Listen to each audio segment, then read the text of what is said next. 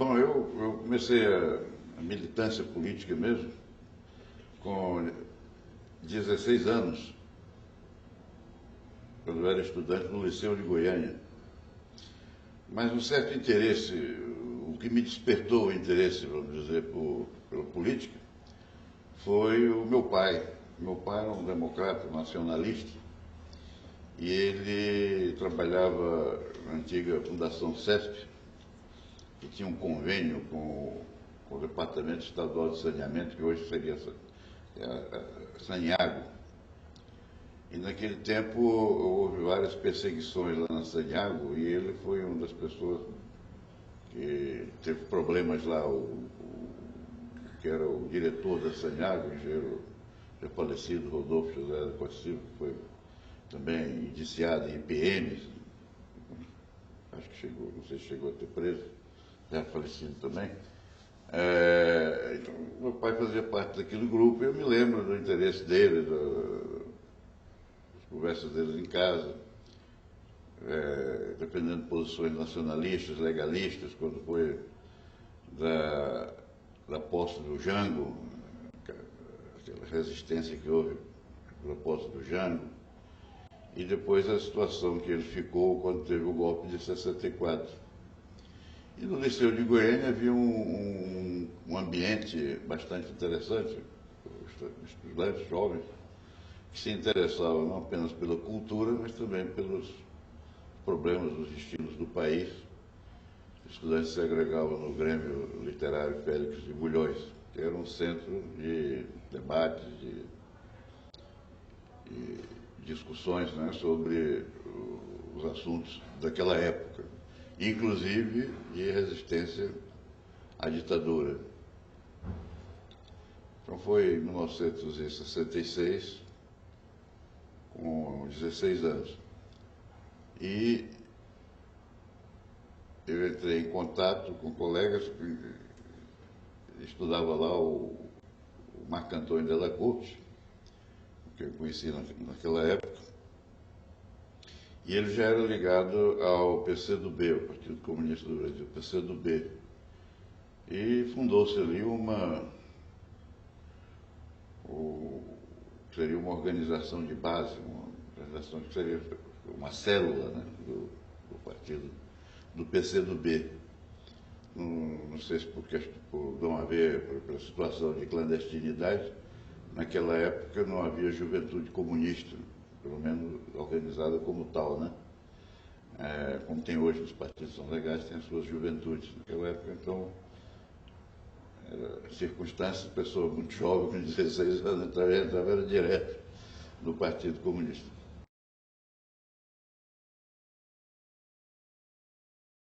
Lembro perfeitamente o dia do golpe. Agora, eu não me lembro se foi no dia 31, acho que foi no dia 1º de abril. As aulas, eu estudava no período da tarde no liceu. As aulas foram suspensas. Naquele tempo a diretora era a professora Ercília Milazzo, era a diretora do liceu, e o vice-diretor, não sei se era não me lembro se era o vice-diretor para o período vespertino, era o professor Sebastião França, que foi suspensas as aulas, e eu me lembro que estava um tempo assim meio nublado e tal, tipo 4 da tarde, 4h30, por aí. Eu ia descendo em direção à minha casa. Naquela época eu já morava no setor aeroporto, então eu ia descendo a pé pelo bairro Popular, na Rua 60, aí ia talhando ali pela Rua 60 em direção à Rua 55, e por coincidência eu estava chuviscando. Eu lembro que eu estava com a minha pasta na cabeça, coincidiu do professor Mesquita, naquele exato momento, abrir a janela e gritar alto, em bom tom, para a vizinhança: derrubar o homem, derrubar o homem. Me lembro perfeitamente disso. O professor Mesquita hoje é falecido, né? Era professor de inglês, um excelente professor de inglês. Aliás, quase todos os professores do liceu naquela época, até o golpe, eram excelentes professores. O ensino no Liceu de Goiânia ainda era levado a sério naquela época. E eu fiquei com isso na cabeça, derrubaram o homem, o professor Mesquita gritando lá pela janela. À noite, lembro que meu pai chegou mais cedo em casa, e naquele tempo não tínhamos televisão, era rádio, né? Então, procurando sintonizar rádios de resistência, que tivesse alguma resistência ao golpe, aquelas coisas. Mas foi isso, não aconteceu nada, então depois eu não... Então, o Liceu de Goiânia sempre viveu, era vamos dizer assim, um local, um centro de ensino, onde tinha uma juventude muito efervescente, como era em geral a juventude mais esclarecida daquela época, né? Principalmente nos centros de ensino, seja no estudo secundário, no caso do liceu, seja nos universitários. Eu não sei dizer se a primeira greve, as primeiras manifestações estudantis ocorreram em 65, ou foi já em 65 ou foi em 66, não me lembro. Eu lembro que a primeira greve que eu participei é uma greve que teve contra o uniforme, o sapato canoinha, né, que as meninas eram obrigadas a usar um sapato estilo canoinha, e tinha um outro detalhe qualquer do uniforme, que aquilo gerou então aquela resistência, aquela revolta, que serviu de mote, de trampolina, de vetor, para outros tipos de reivindicações, para denúncia já das condições de ensino, ou posteriormente estava se engendrando aquele famigerado acordo McBride, né, que era de privatização do ensino, introdução de disciplinas de caráter ideológico, e por aí fora. O que redundou muito, quem é da minha época se lembra, a grande diferença, a perda de qualidade que teve no ensino em Goiás, do ensino do Liceu de Goiânia. Naquela época, o professor, até o golpe, havia concurso para professores, tinha congregação de professores. O salário de um professor do Liceu de Goiânia, antigamente, era quase que equiparado ao de magistrado, não é? Era equivalente, o Pedro Gomes, do Liceu de Goiânia, tinha uma referência com o Pedro II do Rio de Janeiro. E depois do golpe começou a esculhambação do ensino. Eu lembro que tinha estudante de engenharia que era professor, não era nem formado ainda, não tinha nem um curso superior completo, já era professor lá. Imagina, sem nenhuma didática, sem coisa nenhuma. O cara estava no primeiro, segundo ano de engenharia, já dava aula no liceu, nos colégios estaduais, como professor. No nível do ensino médio, parece que não houve assim, grandes perseguições, né, de professores, deve ter tido casos pontuais. Mas o que evidenciou que a educação já na época não era prioridade para a ditadura, não é?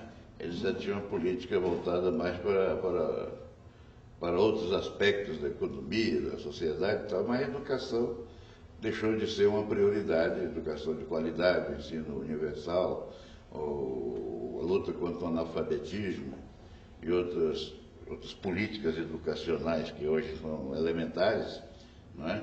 Naquela época já deixou de ser, né? E a perda de qualidade do ensino é evidente, né?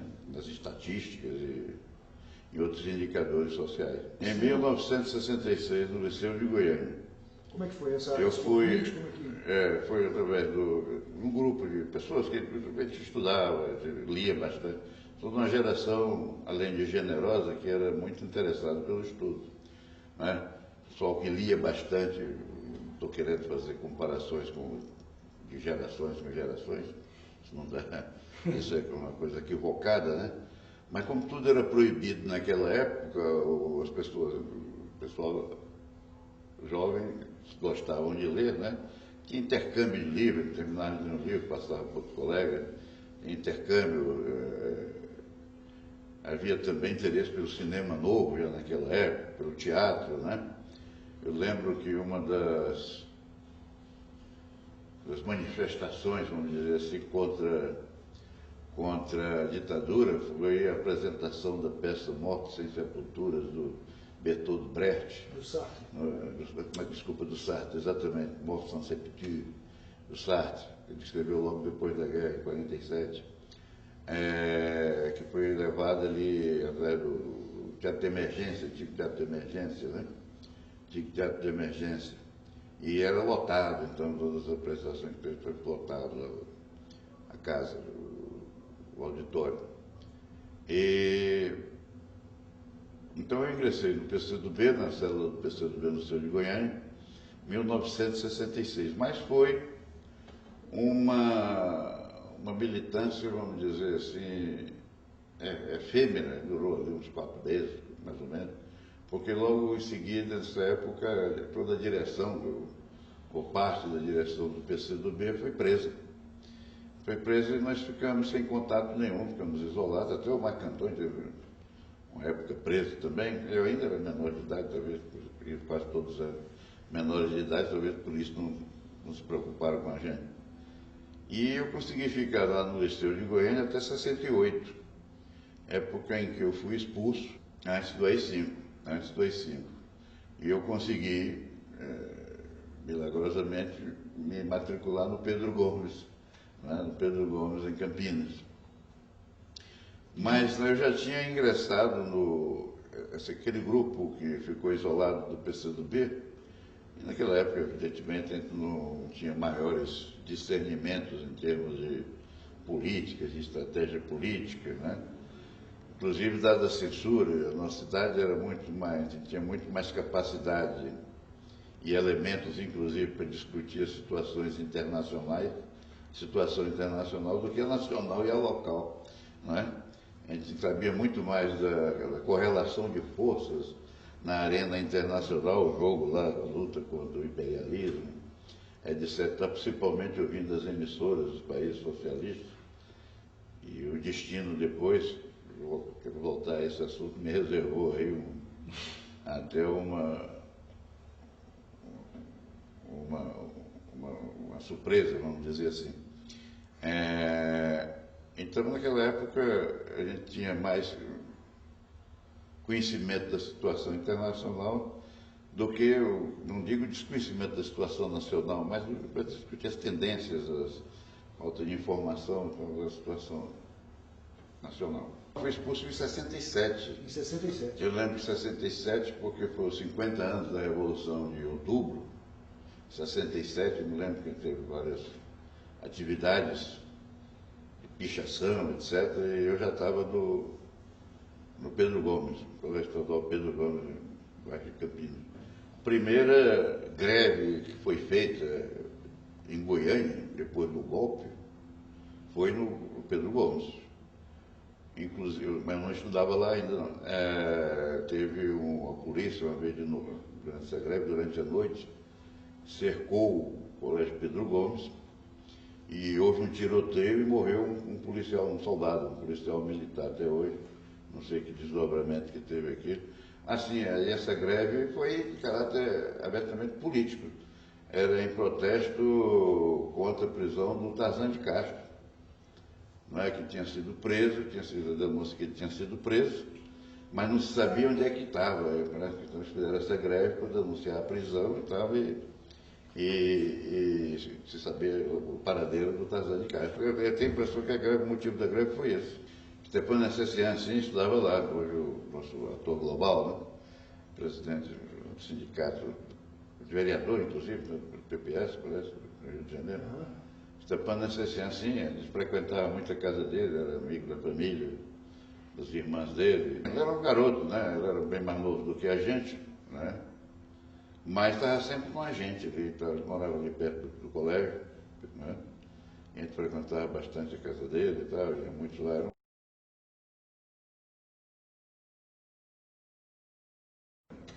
Eu me lembro, estava em Goiânia, sim, estava em Goiânia, dezembro, como sempre, aqui é um mês chuvoso. Me lembro que à noite teve aquela cadeia nacional de rádio e televisão, não foi? Cadeia nacional de rádio e televisão. E eu lembro que eu saí à noite, fui ao centro e tal, encontrei com o companheiro Benedito Carlos. Benedito Carlos. A gente comentando e tal, e ele usou pela primeira vez a expressão do golpe dentro do golpe. Este foi um golpe dentro do golpe. Foi isso mesmo que aconteceu. Acho que a primeira vez que eu vi essa expressão de golpe dentro do golpe, salvo eu, foi com o Benedito Carlos. Setores mais radicais, né? Do bloco que constituíam, o que dividia, que repartiu entre si o poder no período da ditadura, né? Levaram então a essa situação, a edição do AI-5, a institucional número 5, né? Onde o que restava de aquelas liberdades, direitos e garantias individuais da Constituição anterior foram abertamente, escancaradamente eliminados, né?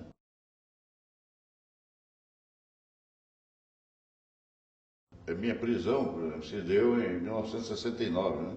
Havia uma reunião. Tinha um companheiro nosso, que é o Izu de Oliveira, né? Manuel de Jesus de Oliveira, né? Izu, que ele tinha uma escolinha num subúrbio aqui no bairro, no setor ferroviário. Ele tinha o Instituto Rio Branco, que era um preparatório de vestibulares, ali na próxima Praça do Bandeirantes. Era sócio, eu não me lembro. E tinha uma filial, qualquer coisa assim, lá no setor ferroviário. E lá nós reuníamos. Então foi um jogo, foi num domingo, teve um jogo, uma disputa terrível, que era o Vila Nova, o meu Vila Nova, com o Atlético, clube goianiense. Eu não sei se era a final. Você lembra se era a final? Sei que era um calor terrível entre ali do estado de Pedro do Rio. Entre aquelas milhares de pessoas lá, eu torcendo pelo Vila, não sei se é por causa da bandeira do Vila, que é vermelha. O tigre, né? Esse era o Pedro do Vico, ele está de Pedro do Vico, né? Ele dizia, este tigre não é de papel. Eu sempre falava, lembrando o Mao Tse Tung, que dizia que o imperialismo é um tigre de papel. E eu nem me lembro quem ganhou, acho que foi o Vila que ganhou, né? E eu não me lembro se era final, para ser dezembro podia ser final, né? Não foi em abril, né? Então não era final, não. Eu não sei como é que era o calendário, não me lembro como é que era. Bom, e depois aquela toró, como se diz, aquela pancada fortíssima que caiu no fim da tarde, e depois disso tivemos uma reunião lá à noite, nessa escolinha lá à noite.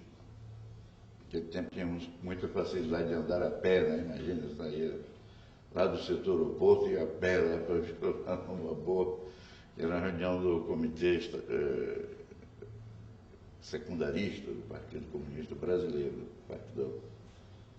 Não éramos 8 pessoas. Já tínhamos começado a reunião, quando demos fé, aquelas nossas ilusões, o local, o aparelho, né, estava cercado, que era a Polícia Federal.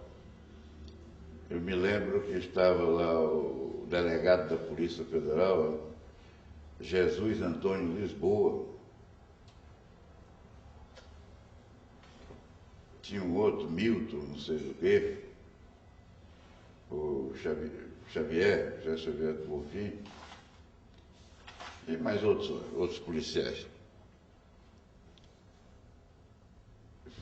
Fomos naquela mesma noite, nós fomos levados para a sede da Polícia Federal, que ficava aqui na Avenida Goiás, esquina com Rua 2, né? Rua 2, onde passamos a noite. Aí depois fomos para o quartel do 10º BC, durante um determinado tempo.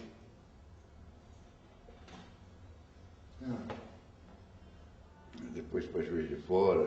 Foi prisão em flagrante, com farto material subversivo, como se dizia. O que era o material subversivo? Eram jornais do partido, jornal Voz Operária e outros materiais lá de estudos, de minha família, pelo menos. Deve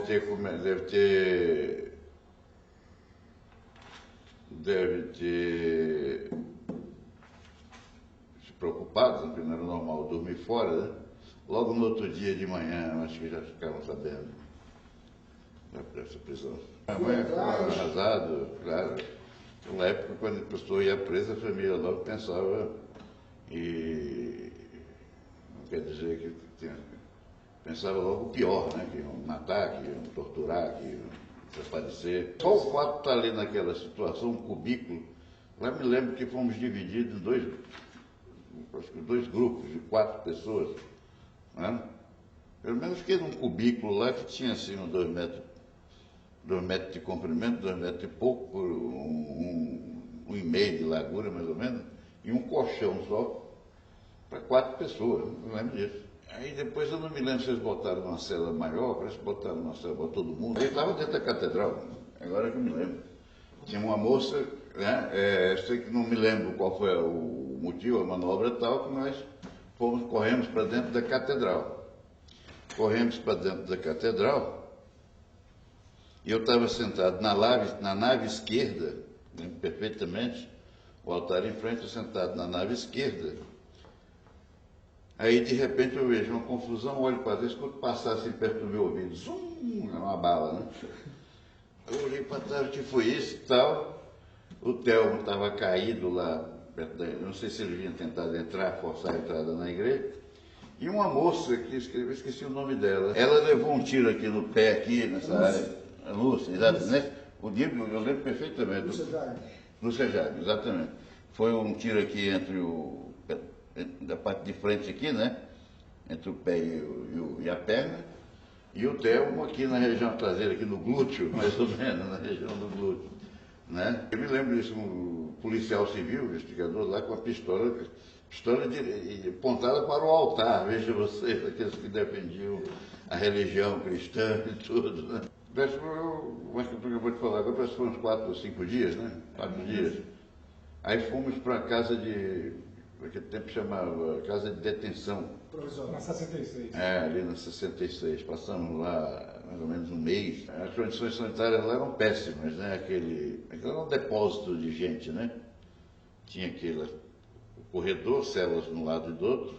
À medida que iam chegando, iam colocando lá as pessoas. Pelo que consta, aquela cela que a gente estava era até uma das melhores, imagina, não é? Mas era um ar irrespirável, uma comida horrível, né? Quem estava atrás também de hotel, né? Mas as condições degradantes, percevejo, pulga, né? O vaso sanitário lá, todo tipo. Piores condições de higiene, tomar banho, essas coisas. Aí depois de uma semana, só um mês mais ou menos, nós fomos porque tinha uma filial da Casa de Detenção que funcionava lá na Sepaigo, né? Era um preso à disposição da Justiça Militar. Naquele tempo, o julgamento desse processo era na auditoria de guerra, não sei como chamava, da 4ª Região Militar em Juiz de Fora. Em Juiz de Fora. Aí fomos lá para essa filial lá, dessa anexo da Casa de Detenção lá na Sepaigo. Realmente, naquele tempo, Sepaigo, pelo que eu vejo falar como sou, que hoje não tem nada a ver com a Sepaigo de hoje, né? Nem chamam mais Sepaigo, não sei qual é o nome. Né? Era no último andar, era reservado lá para coisa, tínhamos um banho de sol, tinha aquelas coisas. Nesses termos, né, nenhuma prisão é melhor, não posso falar que a prisão era comparativamente com o que era antes, era melhor, que as pessoas tinham a sua cela individual, essas coisas.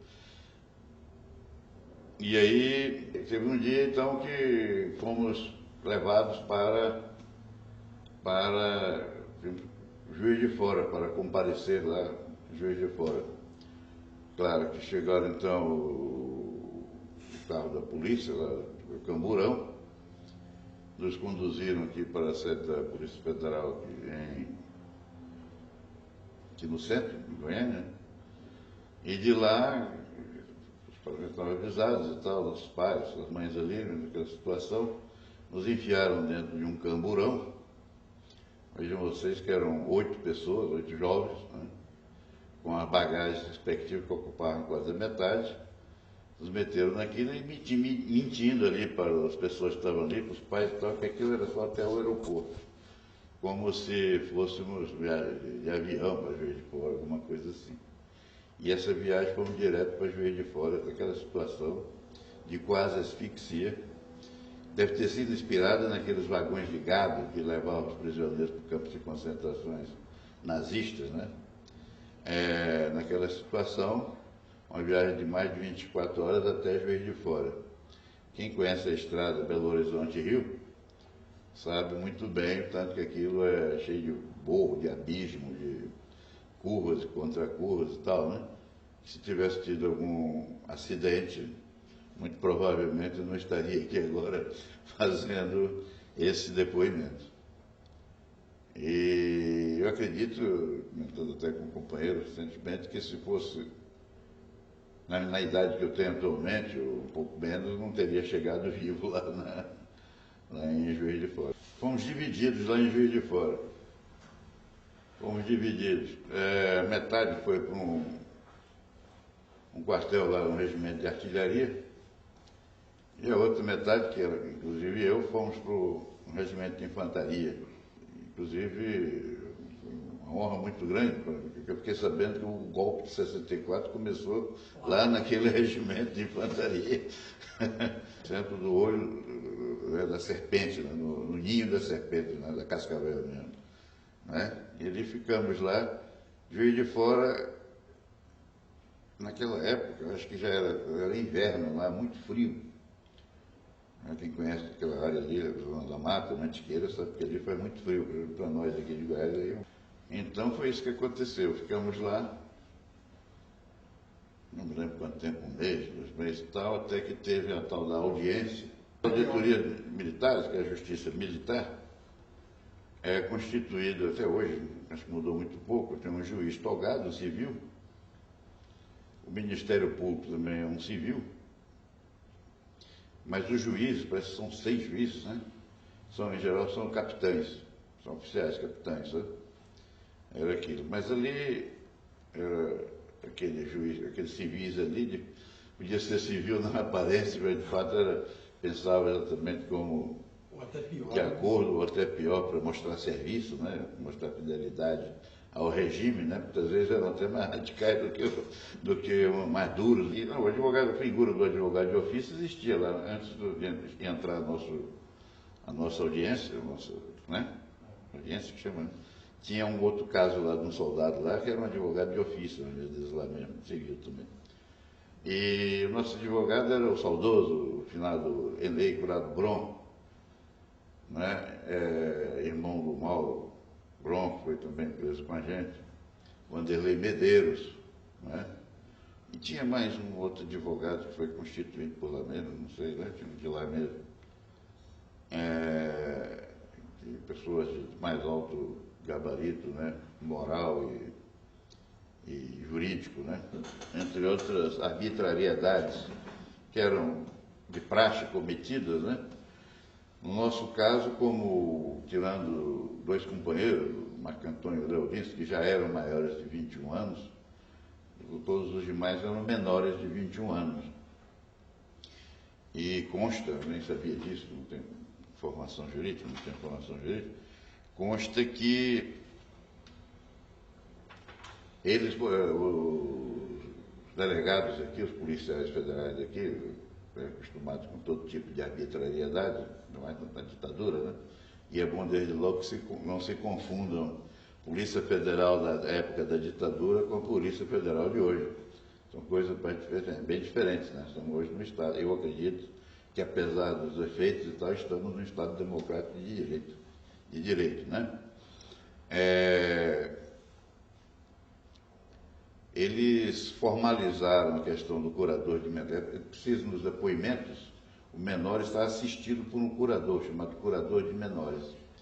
E eles não fizeram isso e, pro forma, posteriormente, procuraram um advogado lá, amigo deles, a turma deles, que assinou lá, dizendo que tinham assistido nossos depoimentos. Esse advogado, que eu não me lembro o nome, era também conhecido, em cidade pequena, as pessoas formaram mais ou menos a mesma turma na Faculdade de Direito e tal, do nosso advogado Enei Curado, acho que era até de Goiás Velho também. Deu uma declaração dizendo que não tinha assistido, não senhor, nossos depoimentos. Isso foi apresentado pelo nosso advogado lá o que foi um grande trunfo na argumentação para conseguir o relaxamento da nossa prisão. E foi o que aconteceu. Aí foi relaxada a prisão, menos a prisão do Marco Antônio, que continuou preso lá.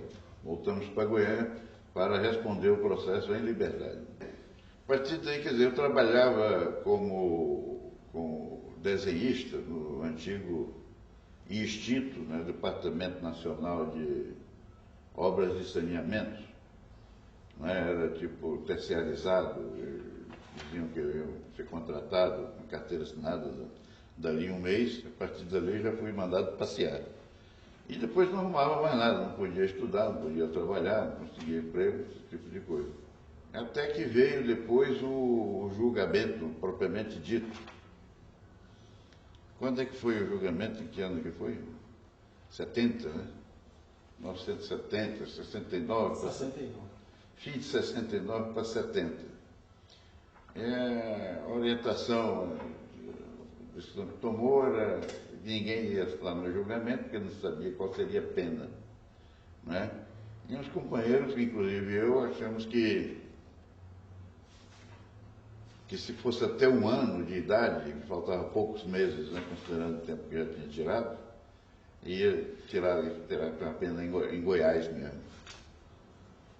E foi o meu caso. Outros companheiros acharam que não foi mesmo condenado a 1 ano e resolveram ir para a clandestinidade. Aí até tirei a pena aqui no CEPAG, então era 1 ano, né? Tinha aqueles meses lá, mais aqueles X meses no CEPAG, acho que foi uns 9 meses no CEPAG, por aí assim. 8 meses, por aí assim, no CEPAG. Mas quando ainda estava na prisão, lá no CEPAG, o Salvador Allende tinha sido eleito no Chile. Salvador Allende tinha sido eleito no Chile. E abriu, né, despertou na América Latina uma nova esperança. Né? Tinha outros presos políticos lá. Inclusive, um que era muito meu amigo, Daniel Ângelo.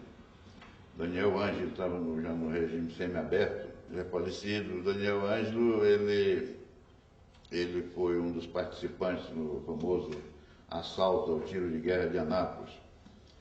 Posteriormente, depois que o anistia, foi um dos vereadores mais eleitos aqui em Goiânia. Foi secretário municipal aqui na prefeitura no tempo do Íris, né? Daniel Ângelo já estava no regime semiaberto, ele era o encarregado da horta lá. Ele fugiu. A horta era uma coisa. E um belo dia, Daniel Ângelo desapareceu e a horta ficou entregue a outras pessoas. Ele fugiu. Foi embora e só apareceu depois da anistia. Tinha o Nelson Cordeiro, também já falecido. Tinha também o Euler, que era um ex-sargento da aeronáutica. Euler, não me lembro sobre o sobrenome dele. E aí já tinha, quase no fim da prisão, da pena, Salvador Allende tinha sido eleito presidente do Chile e tal. Né? E aquilo, saindo da prisão, terminando a pena, aqui em Goiânia era impossível. E tinha impossível conseguir emprego, não podia estudar, ninguém trabalhava. E tinha a possibilidade de qualquer momento voltar para a prisão. Você não estava seguro em qualquer momento. Se tivesse novas investidas aí de prisão, ondas de prisão e tal, com certeza que entre os primeiros para voltar para lá estaríamos nós. E com a ajuda dos companheiros, dezenas de companheiros, resolvi ir para o Chile e fui para o Chile em companhia do Bira, companheiro Biramar Peixoto de Oliveira, que hoje é advogado trabalhista em Brasília.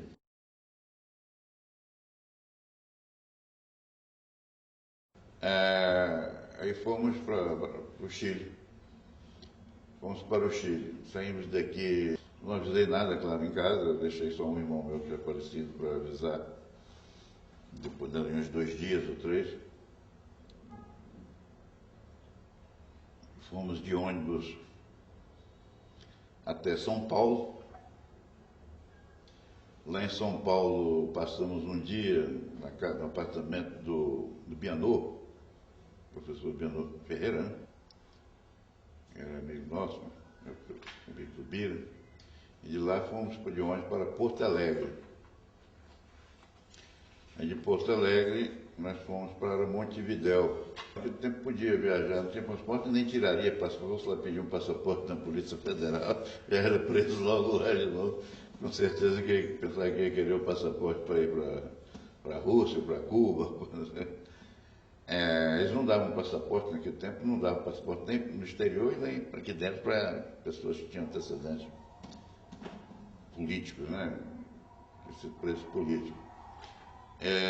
Mas foi interessante que eu tive, quando fomos comprar passagem lá em Porto Alegre, na hora de vender a passagem, o cara pediu a identidade, o vendedor da passagem lá na rodoviária.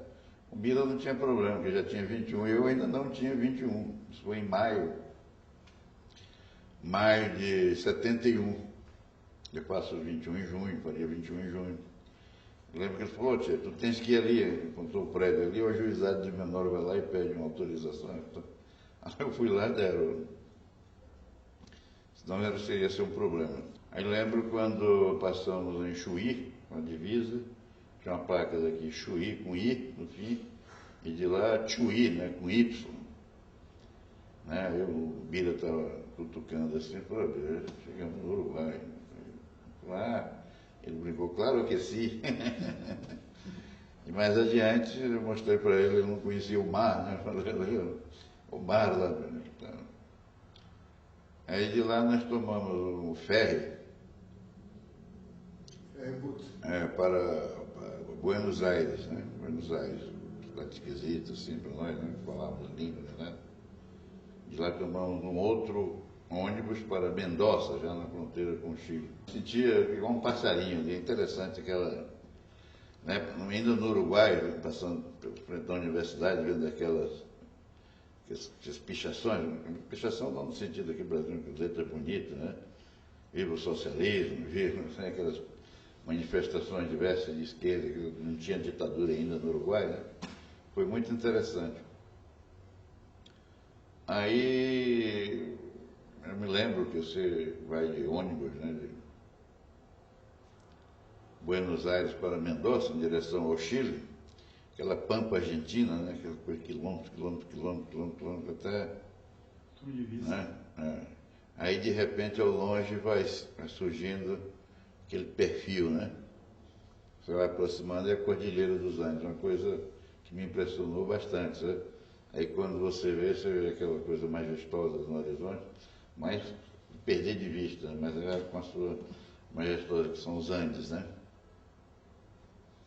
Aí Mendoza, comprando outro, um Havan, que seria uma espécie de um Havan hoje, né? Para Santiago. Aí você já vai toda a cordilheira, aqueles desfiladeiros, aqueles penhascos, Aconcagua, aquela coisa. E era maio, já estava começando a nevar, foi ali na divisa mesmo do Chile, lá no negócio com a Argentina, que eu vim conhecer a neve pela primeira vez. Aí chegando no Chile, tinha uma greve geral lá no Chile naquele dia. Em maio, era o Allende. Tinha uma greve geral, nós fomos lá para um apartamento lá no endereço que a gente tinha, que estava lá o nosso velho amigo, o Juarez Ferraz da Maia, Bebé Bercó, Roberto Bercó, que mora em Goiás. Eu não me lembro se tinha, o Joaquim Jaime, trabalhava em Concepción, era professor na Universidade de Concepción, mas naqueles dias estava lá também. E outras pessoas. A experiência no Chile foi uma experiência muitíssimo interessante. Que até hoje tem consequências tremendas, né? Em termos políticos, tanto no próprio Chile, né? Como na América Latina. Ela demonstrou, né, naquela época, é muito importante quando a gente fala daquela época, que não se perca de vista o quadro, que é um momento histórico, né, daquela época, que não se repete mais, não vai voltar mais, nunca mais vai se repetir. porque todo momento histórico é único, né? Não existe exatamente rigorosamente igual, mas demonstrou a possibilidade, né, de se chegar ao poder, de mudanças, né, através, né, de articulações políticas, de um arco de alianças dentro dos marcos institucionais, né, do país, né, no caso do Chile, né, e demonstrou também que as oligarquias, né, eles pregavam muito democracia, mas depois democracia sem povo, né? Sem povo, democracia de boca para fora, o povo lá onde sempre está, e nós aqui com a liberdade, né? Eles não estão suficientes, não estão, demonstrou que não estavam dispostos a abrir mão do poder de Estado, né? E cria então aqueles impasses históricos, né? Quem está em cima diz eu quero, quem está embaixo diz eu quero, quem está em cima diz não dou, né? E usam todo depois o que tem ao seu alcance para defender os seus interesses. O que acontece? Acontece que o processo, a evolução do processo, as forças que constituíam o bloco que apoiavam o Salvador Allende não conseguiram conquistar novos setores da sociedade chilena em apoio àquele processo de transformações, ou por medo, ou por susto, ou por achar que estavam já muito rápido, muito radicais, coisas que hoje são elementares, né? Naquela época eram consideradas radicais, né? A reforma agrária, né? E não deixaram não tiveram dúvidas em usar os seus setores nas Forças Armadas para pisar a Constituição que eles tinham jurado, né? E cometer todas as barbaridades, o genocídio praticamente, que fizeram contra o povo chileno. Lá no Chile eu entrei em contato com o pessoal do partido, que existia lá, e morava numa pensão, Logo em seguida, como eu era desenhista, consegui trabalho como desenhista no Comitê de Indústrias de Materiais de Construção Civil, ligado à COFA, Corporação de Fomento da Produção, que administrava todas aquelas empresas de construção civil, de produtos de construção civil, de material de construção civil, que tinham sido nacionalizadas. E eu também estudava também na universidade. Então eu trabalhava de dia e já estudava de noite lá, né, no Chile. Eu tinha entrado em desenho industrial. Entrei em desenho industrial na Universidade Técnica do Estado. Desenho industrial. Mas as condições do Chile depois foram se deteriorando. Tinham muita sabotagem, muito desabastecimento artificial provocado pelos grupos inimigos do Salvador Allende, né? Mas o que não significa que não tenha sido um período riquíssimo de efervescência política e de aprendizado, né? De aprendizado. Você tinha manifestações. Recentemente eu estive no Chile, eu passei, lembrando aquela avenida ali, chamada Alameda, que corta a cidade de Santiago do Chile, manifestações de apoio ao Salvador Allende com mais de 1 milhão de pessoas participando, sabe? Aquela coisa toda, o povo organizado e tal, mas não foi suficiente para mantê-lo, né? Do golpe, quer dizer, o Salvador Allende carecia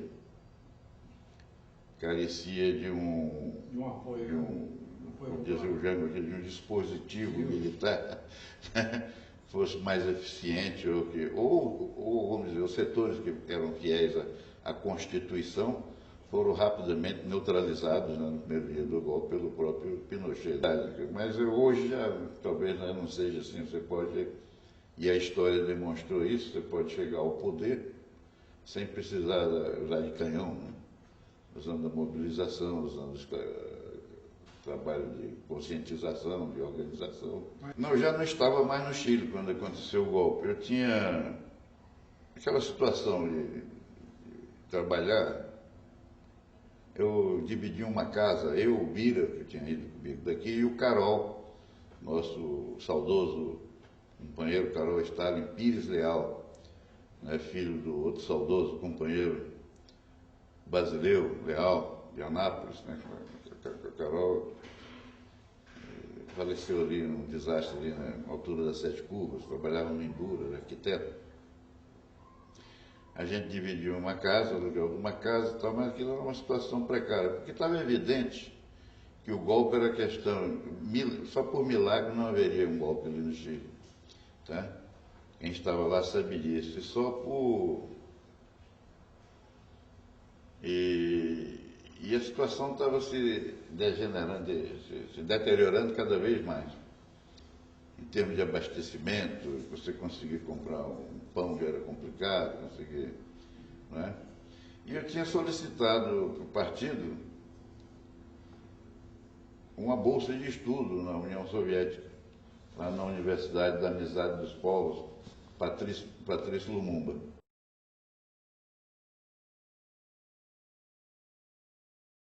E essa bolsa de estudo foi me dada, e eu fui para Moscou. As aulas na Europa, em geral, na União Soviética, começam dia 1º de setembro. Eu fui para Moscou aí uns dias antes, que foi meados de agosto, por aí, Santiago, Havana, Moscou. E logo em seguida foi o golpe militar no Chile, né? Logo depois que eu cheguei lá em Moscou. Quis o destino, né? Meus dois colegas, meus dois companheiros, o Carol e o Bira, foram presos, barbaramente torturados, no Estádio Nacional, né? Junto com todo mundo que eu conhecia, praticamente. O meu diretor foi fuzilado, Eugênio Ruiz Tagle, que até hoje é um assunto muito comentado lá no Chile. Ele era parente desse ex-presidente do Chile, antes dessa presidente. E era isso. E eu então cheguei na União Soviética em 1973, em agosto de 1973, em Moscou. Bom, outra experiência também que o destino me quis foi muitíssimo interessante. Eu tive um privilégio, né, como bolsista lá na União Soviética, de ser pago para estudar, né? Eu tinha o meu alojamento no campus, alojamento de alojamento, eram 3 estudantes, sempre um soviético e mais 2, eu e mais um outro. Variava, um ano era anuário, outro ano variava. Mas éramos pagos para estudar, tinha assistência médica, odontológica, tinha férias pagas. Aí tomávamos alimentação, comíamos lá mesmo. E o ensino de alto nível, E conheci aquela experiência soviética, conheci praticamente todos os países socialistas na época, né? Conheci bastante cidades da Rússia. Com o tempo eu fui, cada vez, estudávamos, as aulas eram em russo, estudávamos lá, tínhamos que fazer o curso de russo. Eu fiz o curso de economia, curso chamado Economia e Planejamento Econômico Nacional. E vim de lá com economia, o diploma de economista e de mestre em ciências econômicas. E passei 6 anos lá. Foi lá que eu tive a minha filha. Hoje eu já tenho até um neto. Minha filha também é engenheira civil, hoje mora em Portugal, ficou comigo, formada lá em Portugal. E eu conheci, tanto no Chile e como na União Soviética, vários companheiros brasileiros também, vários dirigentes do partido, inclusive o Luiz Carlos Prestes, com quem eu tinha um certo relacionamento. Os filhos dele alguns filhos estudavam na universidade, e de vez em quando tratar de assuntos do partido e tal, eu me dirigi à casa dele, pessoalmente com ele. E quando eu já estava dominando o russo, lá pelo 3º ano, eu comecei a trabalhar na Rádio Central de Moscou, na transmissão para o Brasil. Eu trabalhava de locutor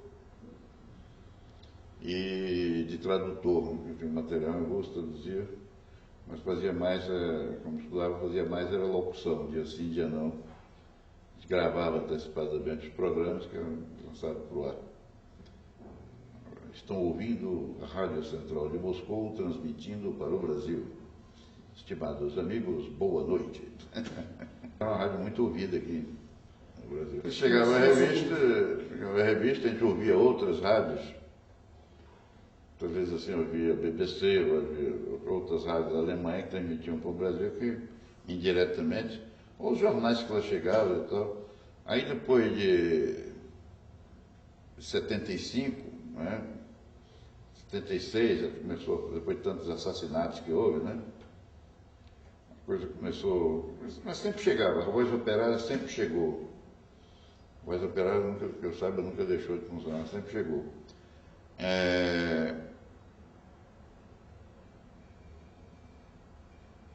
Aí eu terminei o curso em fevereiro de 79. Aí fiquei num estágio lá pós-diploma até setembro, por aí, outubro de 79, quando eu fui para Angola, trabalhar em Angola. Angola estava em guerra ainda, mas Luanda estava libertada, mas tinha regiões que não se podia ir. Eu fui trabalhar na diretoria de planejamento do Ministério da Agricultura de Angola, onde eu fiquei lá 3 anos, 79. Já em novembro de 79, por aí, teve a anistia. Foi aí que eu recebi o passaporte. Depois de 9 anos, pela primeira vez, pude vir ao Brasil, a Goiânia, Belo Horizonte, onde estava a minha família e tal. A saudade do Brasil, né? Nós somos, pelo menos no meu caso, somos nacionais. Além de termos uma visão de solidariedade com outros povos, internacional, né? Mas somos nacionalistas também, né? Nossa pátria é nossa pátria, não confunde as coisas. Né? Não quer dizer que agora minha pátria tem que humilhar outro país, outra coisa, não. Relações fraternais, amistosas e tudo, mas a gente, em termos de amor pela pátria, pelo Brasil e tal, não deve nada a ninguém. Né? Talvez até, acredite que até muito mais do que aqueles vendilhões da pátria, aqueles que querem dar o nosso país para expoliação estrangeira, né? Imperialista. Venho para Goiânia. Para cá o Íris tinha sido eleito o Íris, né?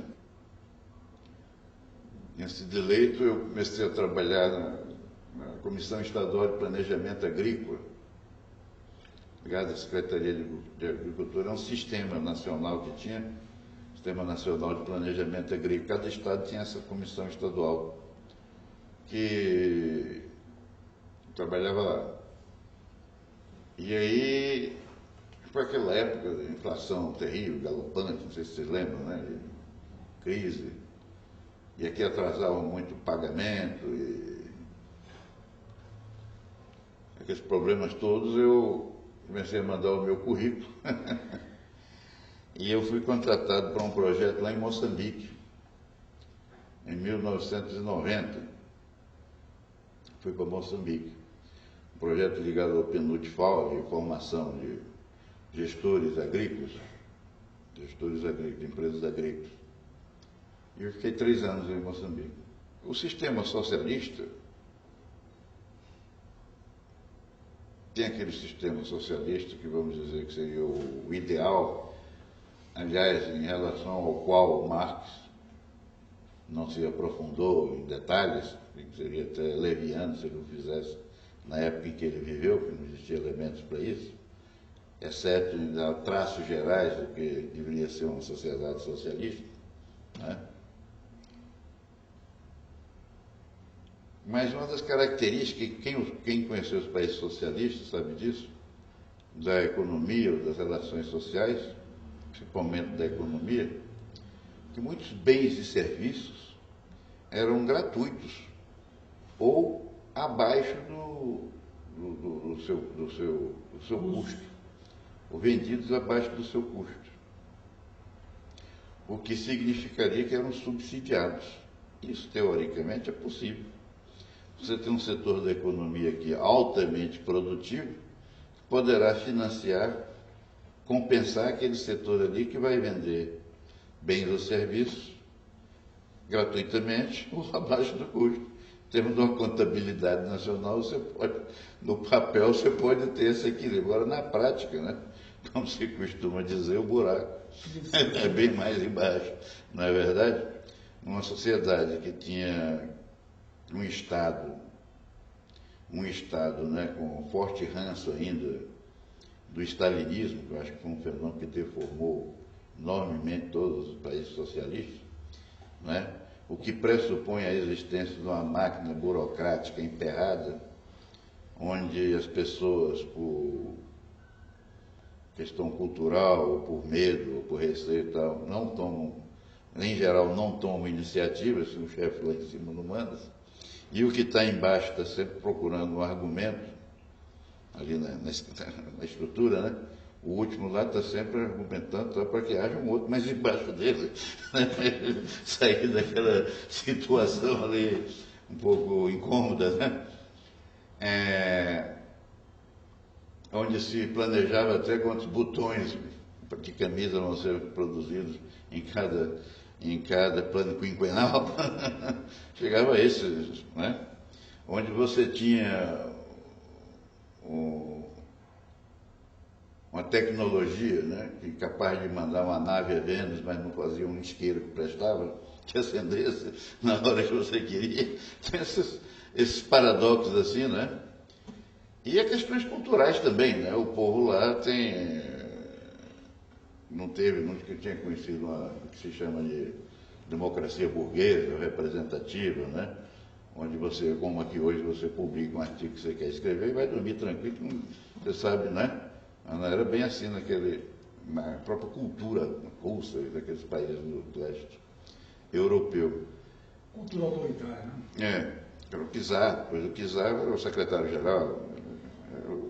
Só mudava, como dizia o povo, só mudava, o chicote era o mesmo, só mudava era a mão. Mas não quer dizer, e bem, não vamos confundir a coisa, em muitos aspectos, eu acho que foi, historicamente, um grande avanço, grande conquista, né, da humanidade, você ter redimido o povo de uma miséria secular, né, com acesso à educação, acesso à ciência, ao conhecimento científico, acesso à saúde, acesso, né, os aspectos que há de positivo, não vamos de maneira nenhuma negar. E, como se diz, como o camarão, a gente come o que é de bom e joga a casca fora, não é verdade? Talvez em termos históricos, também está demonstrado historicamente, aí já o velho Marx tinha razão, quando ele dizia que era preciso que o capitalismo esgotasse as suas possibilidades de reprodução, não é? Historicamente está demonstrado que ainda está longe disso, não é? Essa crise que nós estamos atravessando vai ser o fim do capitalismo, o fim do neoliberalismo. Se lá para frente novamente vão voltar ao neoliberalismo, eu não sei, mas hoje eu tenho certeza que o neoliberalismo está falido. Não o sistema capitalista como um todo, que já está recorrendo novamente a políticas keynesianas, já requentadas e tal, filmes que a gente já viu. E naqueles outros países do leste europeu, refletindo o quadro, né, que se formou com a derrota do fascismo na Segunda Guerra Mundial, na Alemanha, não é? Aqueles países que foram libertados pela União Soviética, em comum acordo com as potências da época, ficaram zona de potência, zona de influência soviética, e eles passaram o governo aos partidos comunistas de cada um daqueles países. O nível, né? Então aquilo não foi um processo histórico, não, foi simplesmente um processo, usando o termo exógeno, né? Veio de fora para dentro, enfiado, né? Onde foi possível. Se bem que teve casos que foram libertados pelos soviéticos, mas não aconteceu isso. e outros lugares onde não foram, aconteceu também, né? Não é? Mas foi isso que aconteceu. Então, o sistema socialista soviético, chamado na época de socialismo real, né? Ele entrou em crise, em colapso. Entrou em colapso, só tinha duas alternativas. Ou partia, eu não condeno o Gorbachev, como muita gente condena por aí, ou voltava ao stalinismo, faz de conta, faz de conta que a coisa está andando, me engana que eu gosto, voltava a repressão e tal, já era impossível, né? Isso acontecer naquele mundo de então, ou se reestruturava. Estava esgotado, porque já no mundo onde existia e se existe cada vez mais livre circulação de informação, de ideias, já estava quase surgindo a internet. Eu lembro que eu trabalhava aqui fui assessor para a Europa Oriental, quando o senador Pedro Simão era ministro da Agricultura. A gente, para chamar um técnico, para uma reunião, para uma licitação, uma coisa técnicas, eles nunca conseguiam, um técnico deles não vinha a tempo porque não tinham visto, até que recebia o passaporte, etc. E tal, sempre estavam em desvantagem, entendeu? E não acompanhavam. Eles desenvolveram muito a tecnologia ligada ao militarismo, os aspectos militares, são grandes vendedores de aviões caça, queriam até vender para o Brasil Sukhoi, MiGs, né, mísseis, etc. Mas a tecnologia essa de amplo consumo, os soviéticos não tiveram